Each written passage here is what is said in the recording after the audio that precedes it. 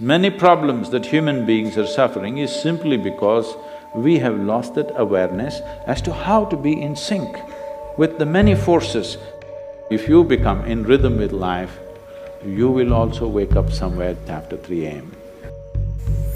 At that time, if you sit up and do whatever process you have been initiated for, it will bear maximum fruit.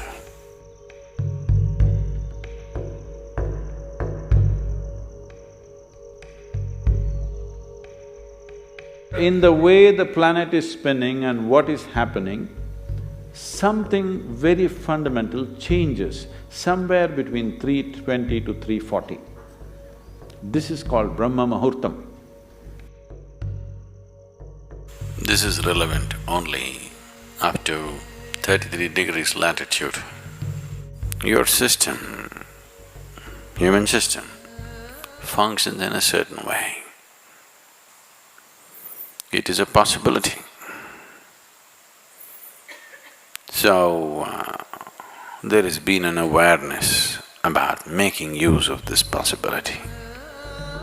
Your life is a product of many things that we call as the universe, many things that we call as existence. So we are a consequence of a certain phenomenal happening that we call as cosmos. We are not an individual existence. So when you get in sync, certain things will happen. You know, there's a cicadas in where we are in Tennessee, the US ashram, they wake up once in 17 years. Can you beat it? They know it is 17 years and they come awake and they breathe and they go back to sleep. They're keeping time once in 17 years, no alarm bell anywhere. Well, how is this? I'm saying they're in sync with nature. We have lost sync within nature and we think that is our nature. No. All the many ailments, many problems that human beings are suffering is simply because we have lost that awareness as to how to be in sync with the many forces which are making us who we are. So yoga is to bring that sync so that you are in rhythm with life. If you become in rhythm with life, you will also wake up somewhere just after 3 a.m.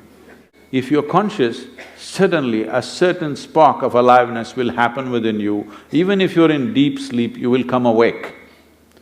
This must happen to you. This means you're falling in sync with it. You're falling in sync with life.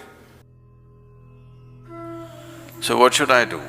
Should I meditate? Should I do a kriya? Doesn't matter what.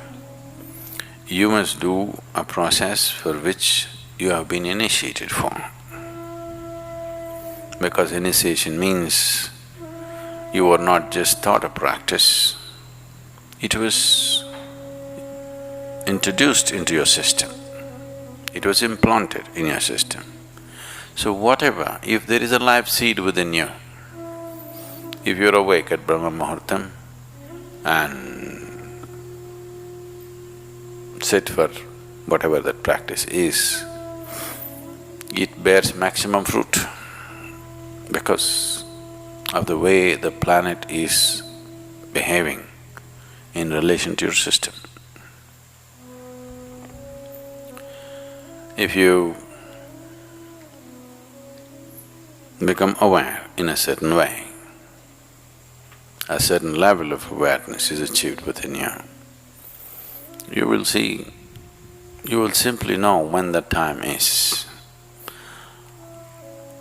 If you go to bed at the right time, you don't have to look at your watch.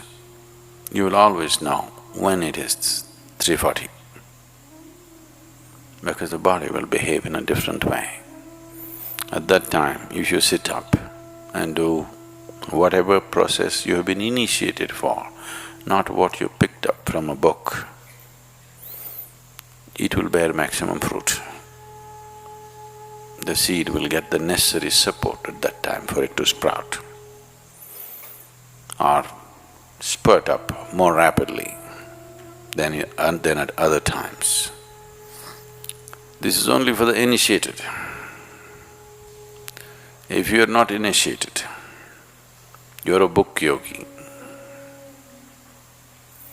then 340, 640, 740, not so much of a difference. Sandhya kalas are more important for such people. Sandhya means 20 minutes before sunrise, 20 minutes after sunrise, or 20 minutes before sunset and 20 minutes after sunset. The same goes for noon and midnight, but they're of a different nature. So these two twilights are better for the uninitiated. 340 is good for those who've been powerfully initiated.